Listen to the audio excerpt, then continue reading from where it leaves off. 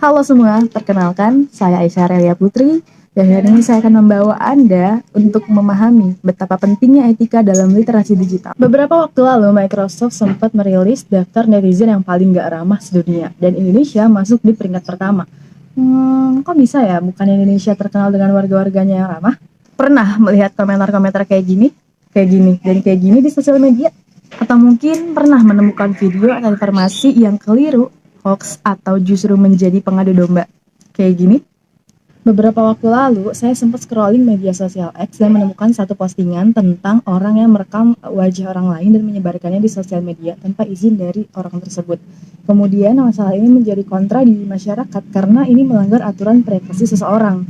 Literasi digital adalah kemampuan dan kecakapan pengguna dalam memanfaatkan media digital seperti alat komunikasi atau jaringan internet. Sedangkan etika dalam literasi digital didefinisikan sebagai kemampuan individu untuk mencontohkan, menyesuaikan diri, serta mempertimbangkan sikap dan etikanya dalam menggunakan media digital. Kembali ke cerita saya sebelumnya yang menemukan pelanggaran privasi di salah satu aplikasi, dan ketika saya pindah ke aplikasi yang lain, saya juga menemukan beberapa orang melakukan atau melontarkan komentar-komentar yang kurang pantas kepada orang lain dan tidak seharusnya dilontarkan di sosial media. Dan ternyata yang membuat saya miris adalah hal ini terjadi tidak hanya pada salah satu aplikasi, tetapi juga aplikasi-aplikasi lainnya, yang menandakan bahwa ada urgensi tersendiri bagi kita sebagai masyarakat untuk meningkatkan edukasi digital kita dalam beretika. Contoh-contoh sebelumnya menjadi alarm bagi kita semua untuk meningkatkan edukasi kita dalam beretika di literasi digital. Karena selama ini kita didorong dan ditekan untuk memahami bagaimana menggunakan literasi digital. Bagaimana kita memanfaatkan media-media sosial dan aplikasi-aplikasi yang ada di dalamnya sebagai bentuk pemahaman terhadap literasi digital.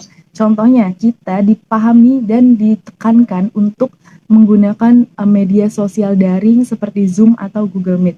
Kita juga disuguhi beberapa atau bahkan banyak e-book legal untuk kita akses melalui handphone agar lebih fleksibel. Tapi kita lupa, kita lalai untuk memahami tentang betapa pentingnya edukasi dalam etika literasi digital. Kita terlalu sibuk dalam mengaplikasikan literasi digital itu sendiri, tetapi kita abai terhadap etika dalam menggunakannya. Literasi digital bukan hanya tentang kemampuan kita memahami dan mengaplikasikan media digital, tetapi juga tentang bagaimana kita beretika, kita bertindak, kita bersikap dalam menggunakan media digital tersebut. Etika dan kemampuan literasi digital bagaikan tubuh dan baju. Jika seseorang tidak memakai baju, maka orang itu akan malu.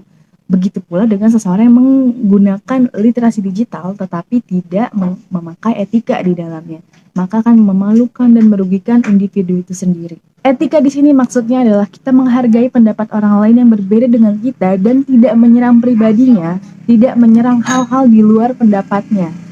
Mau mengkritisi pendapat orang lain? Boleh saja, asalkan apa yang kita katakan sesuai dengan fakta dan data dan tidak menyerang personal dari orang tersebut.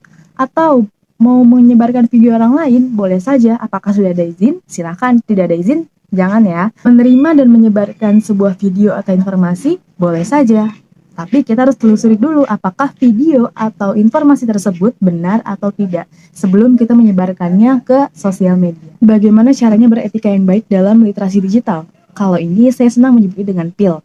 Pahami, ingat, lakukan. Pertama, pahami. Pahami bahwa dalam literasi digital, kita tidak hanya memahami apa itu definisi dari literasi digital, tetapi juga memahami bagaimana pentingnya etika ketika kita melakukan literasi digital.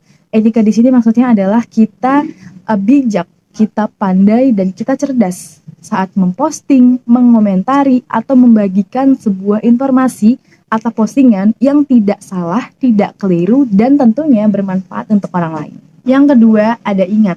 Ingatlah bahwa dalam melakukan literasi digital, kita tidak sendirian, kita bersinkronisasi dan kita terhubung dengan orang lain yang bahkan tidak kita kenal, sehingga kita perlu bijak dalam menanggapi apapun yang mereka sebar. Jika mereka melakukan kesalahan atau kekeliruan dalam memposting, menyebarkan, atau membagikan sebuah informasi, maka kita harus bijak mengatakan dan memberitahunya bagaimana kebenaran dari suatu informasi tersebut. Dan jika apa yang dibagikannya adalah benar dan bermanfaat, maka kita perlu membagikan kembali apa yang sudah dibagikan oleh pengguna-pengguna yang lain. Ingat. Ketiga, setelah memahami dan mengingat bagaimana cara beretika yang baik dalam dunia literasi digital, kita perlu melakukan hal-hal tersebut dan mempraktekkannya ke dalam kehidupan kita sehari-hari agar kita menjadi individu yang bermanfaat dan tidak merugikan diri sendiri ataupun orang lain. Intinya, dalam menerapkan literasi digital, kita harus memahami bahwa yang terpenting bukan hanya bagaimana kita mengaplikasikan literasi digital itu dalam kehidupan sehari-hari, tetapi juga memahami betapa pentingnya etika dalam berliterasi digital. Literasi digital yang baik adalah yang beretika. Jika belum beretika, maka literasi digitalnya belum baik.